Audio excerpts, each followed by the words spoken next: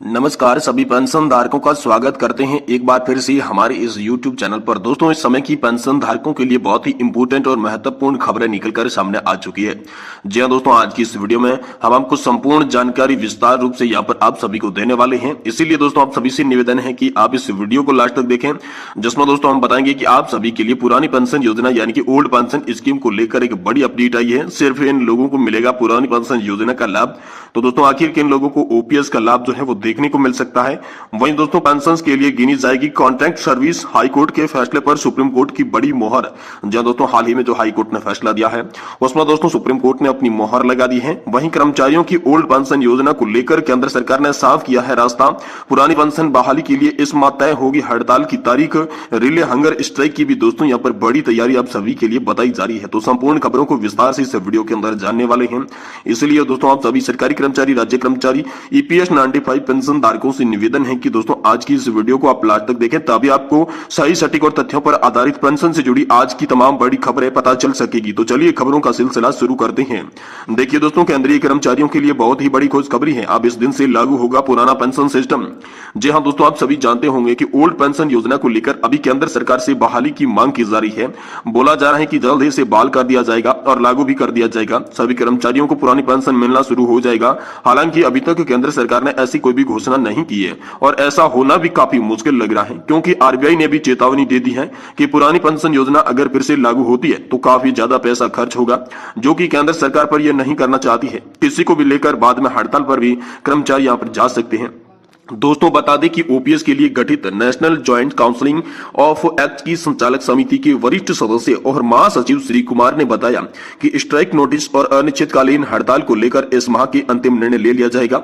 अब ये नहीं बताया गया है कि कब से हड़ताल शुरू होगी, क्या कि मार्च में देश भर में सरकारी कर्मचारियों और प्रतिष्ठानों में अनिश्चितकालीन हड़ताल के लिए यहाँ पर जो शुरू किया जा सकता है। ऐसे में जानकारी अमल उजाला की न्यूज के द्वारा यहाँ पर आप सभी को दी जा रही है, जिसमें दोस्तों केंद्र और राज्य सरकारों के कर्मचारी संगठन ओल्ड पेंशन स्कीम की बहाली को लेकर अनिश्चितकालीन हड़ताल करने की तैयारी शुरू कर चुके हैं। जहां दोस्तों इस हड़ताल के लिए देश की दो बड़े कर्मचारी संगठन रेलवे और रक्षा ने अपनी सहमति भी दे दी है। स्ट्राइक वोल्ट में दोस्तों यहां पर 11 लाख कर्मचारियों में से 96% कर्मचारी ओल्ड पेंशन स्कीम लागू नहीं करने की स्थिति में आवेदन कल से लिए हवाई हड़ताल पर जाने के लिए यहां पर तैयार हो चुके हैं। अगर दोस्तों ऐसा होता है तो काफी अर्थव्यवस्था गड़बड़ा जाएगी, सरकार को बड़ा फैसला लेना ही पड़ेगा। साथ में दोस्तों कहा यह जा रहा है कि आज यानी कि दोस्तों 8 तारीख को देश में पेंशन को लेकर रिले हंगर स्ट्राइक पर भी यहाँ पर जो है वो पेंशन धारक बैठ सकते हैं।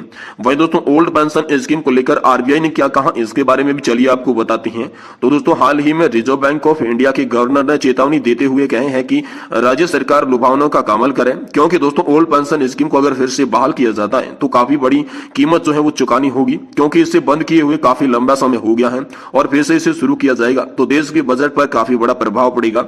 सरकार इतना पैसा देने में असमर्थ भी हो सकती है। इसलिए जिस तरीके से आरबीआई का सपोर्ट सरकार को मिला है उसे हिसाब से सरकार इसे लागू नहीं कर सकती, क्योंकि राज्य सरकार की यहाँ पर लागू नहीं करना चाहती तो समय किसी भी केंद्र सरकार इतने बड़े लेवल पर कैसे लागू यहाँ पर जो है वो कर सकती है।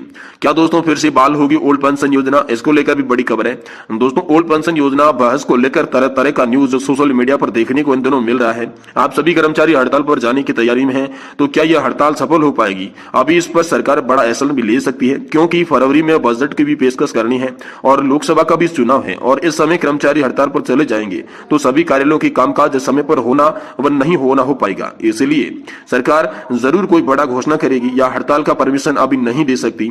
ऐसे में हो सकता है क्योंकि जब इतनी बड़ी संख्या में कर्मचारी हड़ताल पर जाएंगे तो उसकी सुरक्षा की जिम्मेदारी भी सरकार की होगी और सरकार इस समय शायद परमिशन न दे। लोकसभा चुनाव से पहले अगर हड़ताल होता है तो कर्मचारियों को यहाँ पर फायदा बहुत ही बड़ा हो सकता है, ऐसी खबरें निकलकर सामने आ रही है। वहीं दोस्तों पेंशन के लिए गिननी की जाएगी यहाँ पर कॉन्ट्रैक्ट सर्विस। दोस्तों पेंशन के लिए यहाँ पर आप सभी की जो कॉन्ट्रैक्ट सर्विस है वो गिनी जाएगी। इस पर दोस्तों हाल ही में हाई कोर्ट ने फैसला दिया था, जिस पर दोस्तों अब अंतिम मोहर सुप्रीम कोर्ट भी लगा चुका है। तो आखिरकार सुप्रीम कोर्ट ने क्या मोहर लगाई है चलिए आपको बताते हैं। देखिए दोस्तों हिमाचल प्रदेश में कॉन्ट्रैक्ट सर्विस को पेंशन के लिए गिना जाएगा। हिमाचल प्रदेश हाई कोर्ट ने इस फैसले पर अब सुप्रीम कोर्ट से भी मोहर लगा दी गई है। स्वास्थ्य विभाग के रिटायर्ड डॉक्टर ने यह मामला हाई कोर्ट में किया था। इसके खिलाफ राज्य सरकार सुप्रीम कोर्ट में गई थी।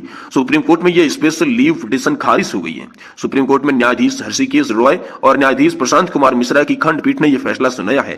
स्वास्थ्य विभाग से 31 दिसंबर 2020 को रिटायर हुए डॉक्टर उमेश कुमार ने उनके अनुबंध सेवा को पेंशन के लिए न गिने जाने के खिलाफ हाईकोर्ट में केस किया था। हाईकोर्ट ने 19 अप्रैल 2023 को फैसला दिया था कि अनुबंध और रेगुलेटेड डॉक्टर के काम को क्योंकि अंतर नहीं किया जा सकता, इसलिए अनुबंध की अवधि को भी पेंशन बेनिफिट के लिए काउंट किया जाए, जबकि राज्य सरकार ने कहा था कि काउंसलिंग सर्विस पेंशन के लिए नहीं गिनी जा सकती।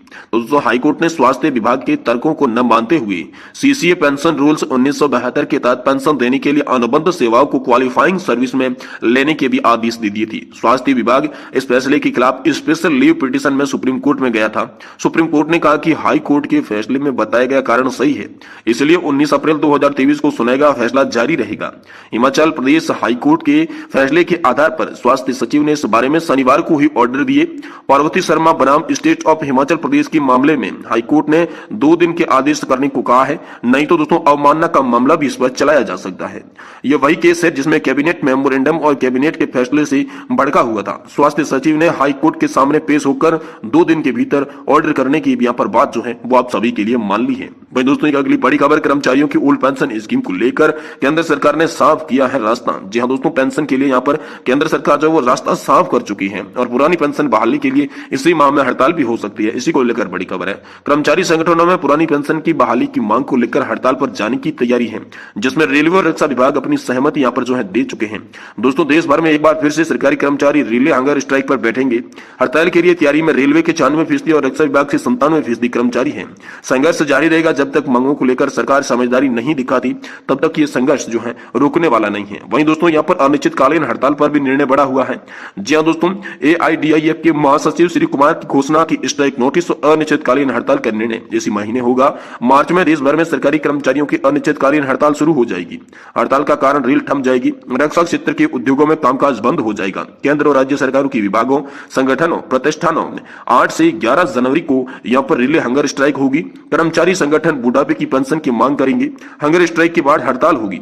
JSROPS की बैठक में केंद्र और राज्य सरकारों के कर्मचारी संगठनों ने यहाँ पर जो है प्रतिनिधियों का हिस्सा भी यहाँ पर लिया जाएगा। दोस्तों राष्ट्रव्यापी हड़ताल की तिथि की घोषणा बैठक में की जा सकती है। स्ट्राइक की तिथि बाद सरकार को सुनिश्चित किया जाएगा कि कैबिनेट सेक्रेटरी JSOPR की निर्णयों की जानकारी के लिए पत्र जारी होगा। देश भर में पुरानी पेंशन योजना बहाली के लिए कर्मचारी आंदोलन करेंगे। दिल्ली और अन्य प्रदेशों में रैलियां भी हो रही है, गारंटीकृत पेंशन की मांग कर रही हैं। दोस्तों केंद्र सरकार ने कमेटी का भी गठन किया है जो कि सिर्फ NPS में सुधार की रिपोर्ट देगी। पिछले सत्र में लोकसभा सदस्यों ने पूछा था कि केंद्र सरकार के पास ऐसा कोई भी प्रस्ताव भी नहीं है। यह भी दोस्तों आप सभी के लिए निकलकर सामने आया था। वहीं दोस्तों पुरानी पेंशन जो है वो गारंटीकृत पेंशन योजना की बहाली करनी होगी, ऐसा भी दोस्तों सामने आ रहा है। और दोस्तों गारंटीकृत पेंशन योजना की जो बहाली करेंगे उसमें मुख्य जो भूमिका है वो PFRDA निभा रहा है। तो दोस्तों PFRDA यानी कि पेंशन फंड डेवलपमेंट अथॉरिटीज की जो नियम है उसमें संशोधन करना संभव होगा। संशोधन के बिना यहाँ पर जो है OPS फिर से लागू नहीं की जा सकती, इसलिए हाल फिलहाल में संशोधन पर भी बातें चल रही है। लेकिन अभी तक पेंशन को लेकर साफ साफ आप सभी के लिए कोई भी बड़ी खबर या फिर खुशखबरी क्या है तो नहीं आई है। वहीं दोस्तों देखते हुए ये लग रहा है कि पेंशन पर मोदी सरकार झुक सकती है, क्योंकि दोस्तों चुनाव नजदीक है। चुनाव के चमत्कार को देखते हुए मोदी सरकार पेंशन की मांगे मान सकती है। पेंशन पर EPS 95 पेंशन पर 2024 के लोकसभा चुनाव के कारण ही बड़ी खुशखबरी आपको जल्द देखने को मिल सकती है, लेकिन कब कितना लाभ मिलेगा ये भी अब तय नहीं है। तो दोस्तों आने वाली वीडियो के अंदर हम आपको बताने वाले हैं कि आप सभी के लिए क्या बड़ी खुशखबरी हो सकती है। क्या 2024 के चुनाव से पहले आप सभी की पेंशन को लेकर बड़े ऐलान मोदी सरकार कर सकती है, कब मिलेगा और कितना लाभ मिलेगा आप सभी को, ये भी दोस्तों जानकारी आने वाली वीडियो के अंदर हम आपको देने वाले हैं। इसीलिए आप सभी से निवेदन करते हैं कि आप वीडियो को लाइक करें और चैनल को जरूर सब्सक्राइब करें।